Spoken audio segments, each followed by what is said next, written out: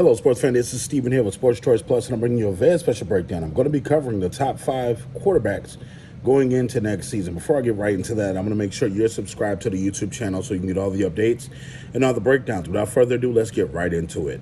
Looking at next season, you're going to have a lot of different moving parts. You're going to have a lot of different teams that are making their moves. Some made the playoffs last year, some didn't. Some improved their wide receiving core, some didn't. Some improved their running back core, some did not.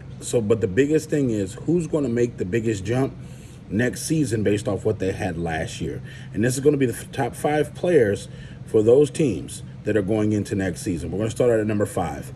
Number 5, there's a lot of fanfare. There's a lot of mystique. There's a lot of rowdy, rah, rah, rah. And I think there's a good reason why. That defense was one of the best defenses last year. They just couldn't close with the offense. You're looking at them sliding in a Hall of Fame quarterback, and that's Aaron Rodgers for the New York Football Jets. When you're looking at this team here, they are set up classically on paying a low premium price for a quarterback, paying the defenders at a premium, and you got a lot of different wide receivers and playmakers on that offense.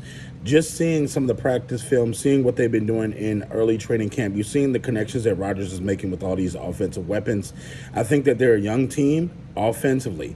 They're going to make their hiccups. They're going to have their issues. But I think in this AFC East, they're going to be battle-tested with the Dolphins, battle-tested with the Patriots, and also battle-tested with the Bills. That's going to be enough to get them towards the second half of the season, and their first 6 games is going to be telling of who they are as a team.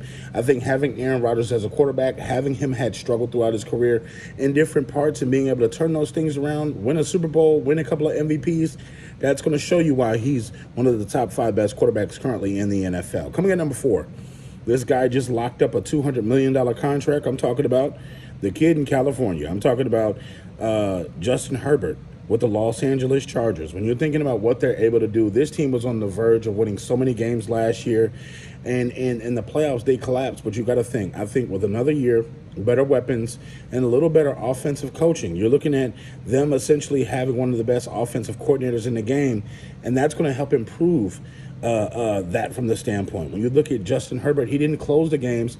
A lot of times they threw the football when they should have been ran it with Austin Eckler. A lot of times they were stupid on defense late in the season. So you got to think, ask yourself from a standpoint, what does the Chargers need to do in order to take that next step forward?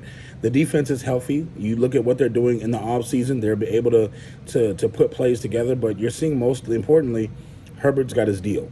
They got that out the way, and you got that monkey off their back, so they got a locked-up quarterback for the next 4 or 5 years. And you got to think, what's next?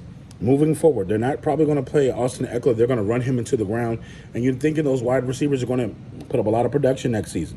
That's what I'm thinking Herbert's going to do. He's going to throw for another 4,000-plus yards, and he's going to have the Chargers in a position not only to make the playoffs, but to challenge the Chiefs in the West as far as the AFC West goes. So I think that this is big for them, and locking up the deal before the season starts takes a lot of pressure off of that organization, because there's a lot of talk about numbers. There's a lot of talk about, is he going to sign? Is he going to be a holdout? Is he going to do this or that?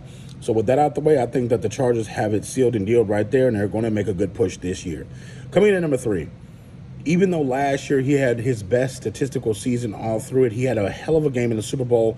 I'm talking about Jalen Hurts. He's not only a dual-threat quarterback, but he's been throwing the football amazing. When you think of some of what he did last year, and look at the Super Bowl, how he was able to separate himself from a man against boys, how he not only led the Philadelphia Eagles, but he had low bad plays, but you got to think he had a lot of good plays, whether it be from not throwing the football, scrambling, getting out the pocket, getting the first down, moving the chains. He did a lot of things right in the Super Bowl. So I think that he's going to improve on that season from last year, this year, and it's coming in with the same humble mentality. Look, we're going to put our heads down and work, and listen, it's the Philadelphia Eagles Super Bowl to lose. You got to think they're the favorites in the NFC. They're bringing back basically a team loaded full of monsters, offense and defense, and I think their offense is going to pick up right where it left off last year. So Jalen Hurts is right to be number 3 as the 3rd best quarterback going into the NFL season. Coming in at number 2, there was a lot of debate about this. A lot of debate. When I put that question on Twitter, a lot of people ate it up, and I was thinking to myself, like, y'all don't pay attention to what goes on in the room. That number 9 in Cincinnati is the second best quarterback in the NFL. When you're thinking about just what he's able to do, spinning the football, being able to get the quick release, being able to be tough as nails, being able to take sacks, get up and continuously lead your team. Cincinnati Bengals have one of the keepers, and there's Joe Burrow.